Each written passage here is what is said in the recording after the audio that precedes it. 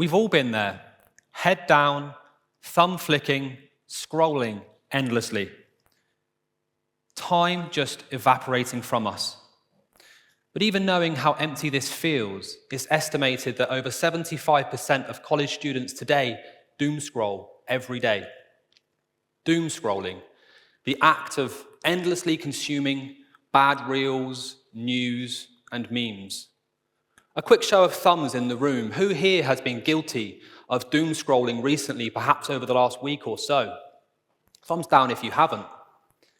It's interesting to see quite a lot of thumbs up in the room of people that have doom scrolled recently, but the problem is that it's more than simply a waste of our time. It actually saps away at our energy and even our well-being. A survey of over 800 adults found that doom scrolling actually increases anxiety and reduces life satisfaction. But here's the thing. We as adults, we have a choice and we can break that cycle. But for children, that decision is a bit more difficult to understand and they need subtle guidance. Because let's face it, consuming content feels good. It's easy. It doesn't require anything from us. And it gives us those dopamine hits that keep us coming back for more. But what it doesn't give us is a sense of achievement, a sense of growth, and very rarely anything educational.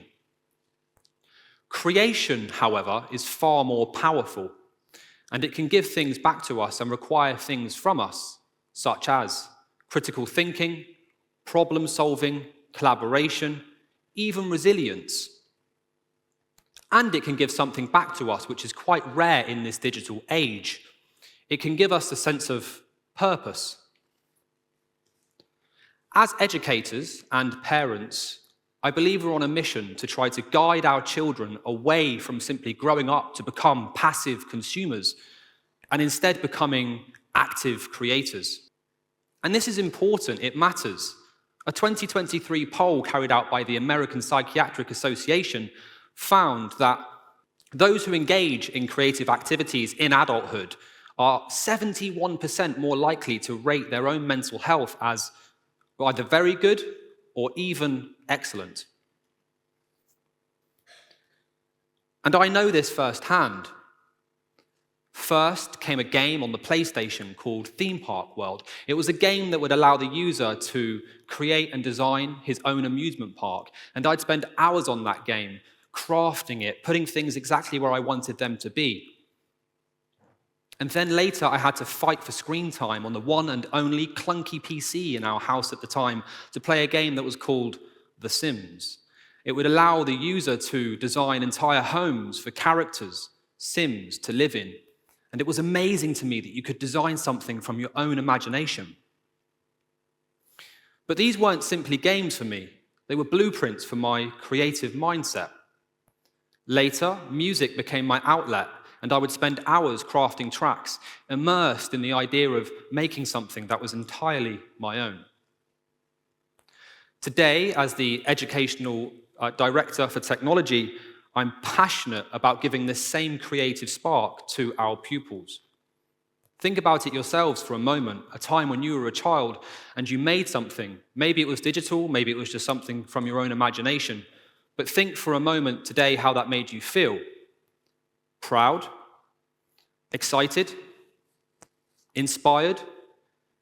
It's those same emotional connections that we want to instill in our young learners. To go some way towards this, at our school, we launched several initiatives this year that placed creation at the heart of the pupil digital learning experience. For example, we had a stop-motion movie competition where classrooms turned into whole sets. Children designed scenes, they created props, and they even chose their own soundtracks. It culminated in an Oscars-style red carpet event where pupils came in, not as spectators, as truly being creators. Our esports SA didn't just consist of pupils coming along each week and playing games. Actually, children came along and had to work in teams to overcome challenges and overcome architectural problems. delegate roles, critique each other's designs. They were experiencing soft play, but getting soft skills through the context of digital play. With every line of code and audio clip, children at the school are not just simply tapping away, they are thinking, iterating, and creating. As another example, our 3D printing initiative exploded in the first term, and children came along and were highly motivated to take part in this competition. One competition for 3D printing consisted of children creating plant pots for the gardening essay, and one child created theirs in the style of a castle. And it was fantastic, not because of necessarily the outcome, but because of the creative process that child went through to produce something and get something from their mind into the physical world.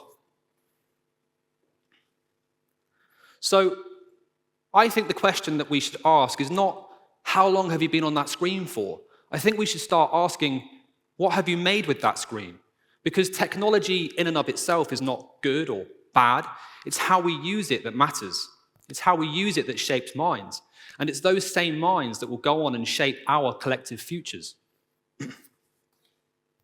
If we as parents don't lead the way, then it will be the algorithms that do. If we don't champion the tools of substance, then it is the endless scroll that's going to win.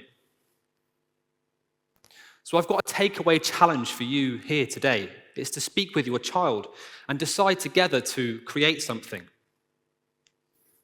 It could be a sketch, it could be a beat, it could be a virtual world in Minecraft, anything. And don't just stop at making it. After you've made it, celebrate it, share it, and learn from each other.